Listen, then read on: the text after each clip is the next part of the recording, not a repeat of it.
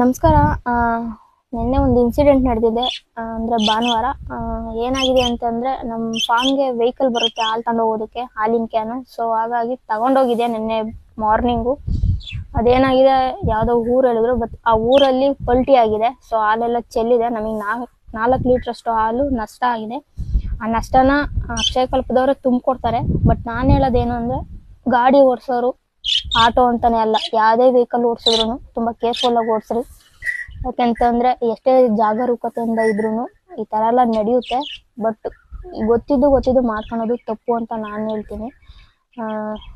ಏನು ಮಾಡೋದಕ್ಕಾಗಲ್ಲ. ಪಾಪ ಎಷ್ಟೋ ಜನ ಫಾರ್ಮರ್ಸ್ದು ಫಾರ್ಮಿಂದ ಹಾಲು ಕೊಟ್ಟು ಕಳಿಸಿರ್ತಾರೆ ಕ್ಯಾನಲ್ಲಿ.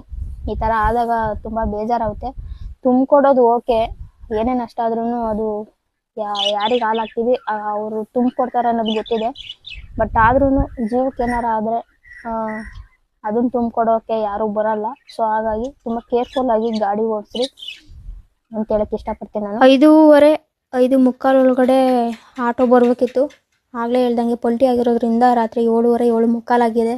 ಸೊ ಬೇರೆ ಗಾಡಿ ಕಳಿಸಿದ್ದಾರೆ. ಅವರಿಗೆ ರೂಟ್ ಗೊತ್ತಾಗಲಿಲ್ಲ, ಹಂಗಾಗಿ ನಾವೇ ಕ್ಯಾನ್ ತಗೊಂಡೋಗಿ ಅವ್ರ ಹತ್ರ ಕೊಡ್ತಾಯಿದ್ದು. ನೋಡಿ, ಇದೇ ಗಾಡಿನೇ ಈಗ ಬೇರೆ ಗಾಡಿ ಕಳಿಸಿರೋದು. ತಗೊಂಡು ಹೋಗ್ತಾರೆ BMC. ಈಗ ಟೈಮ್ 8 ಗಂಟೆ ಆಗುತ್ತೆ.